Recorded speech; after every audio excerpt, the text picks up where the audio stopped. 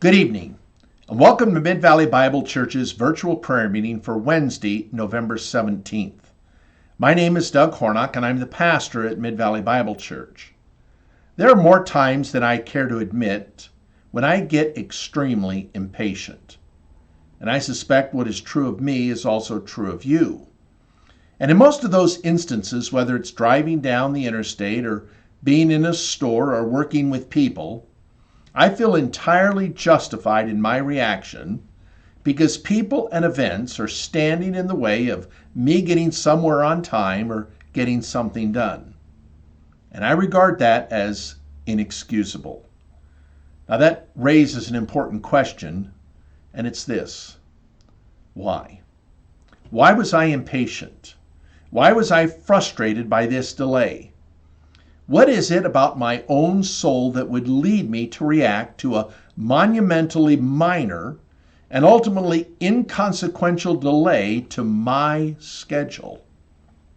Marshall Siegel on the Desiring God website has a helpful, and I might add convicting article entitled "Impatience is a War for Control: How God Prepares Us to Wait."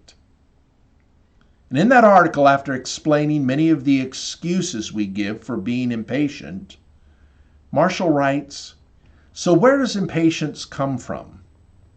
At bottom, impatience grows out of our unwillingness to trust and submit to God's timing for our lives."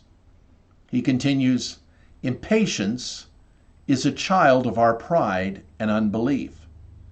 It rises out of our frustration that we do not control what happens and when in our lives." And then he goes on and says that as a demonstration of that, he goes to the children of Israel and their impatient response to God in the wilderness. God there had already miraculously delivered them from Egypt. He provided them manna from heaven. He was meeting their every need, and yet they were impatient. Marshall writes, "Our impatience has much in common with theirs. We don't get to decide how much traffic there will be. We don't get to decide whether our kids will cooperate at any given moment. We don't get to decide when we'll get sick or when an appliance will fail or how often interruptions will come. So many decisions are made for us every single day without our consent or even input. God's plan for us are famous for upending our plans for ourselves." Now, how do we respond to God's oversight of our lives? Well, sadly, often the answer is with impatience. You see, impatience tries to wrestle God for control, while patience gladly kneels with hands spread wide, ready to receive all that God has planned and given. Impatience grumbles, while patience rejoices, even while it experiences real pains of delay. And then I love what Marshall writes.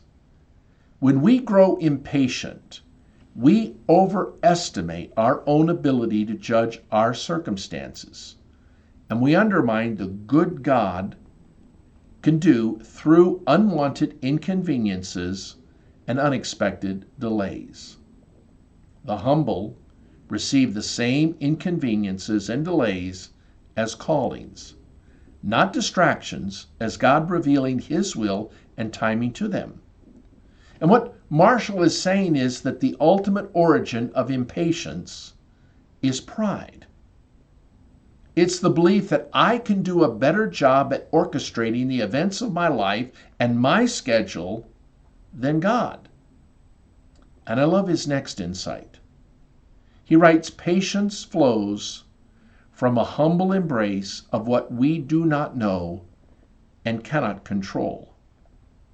It flows from our deep and abiding trust that God will follow through on His promises, however unlikely that may seem at the moment. And it flows from hearts that are profoundly happy to have Him as our exceeding joy." Now, tonight, I am happy and grateful to be someone who believes passionately and sincerely in the sovereignty of God. When tragedies strike either me or someone I love, I enthusiastically embrace the sovereignty of God. And yet, while confession is good for the soul and poor for the reputation, while I believe that, I don't always practice it. And I'm grateful tonight for the fact that everything I have is a gift of grace, including those times of frustration and delay that often cause me to be impatient. And so, with that good reminder before us tonight, let's now go to prayer.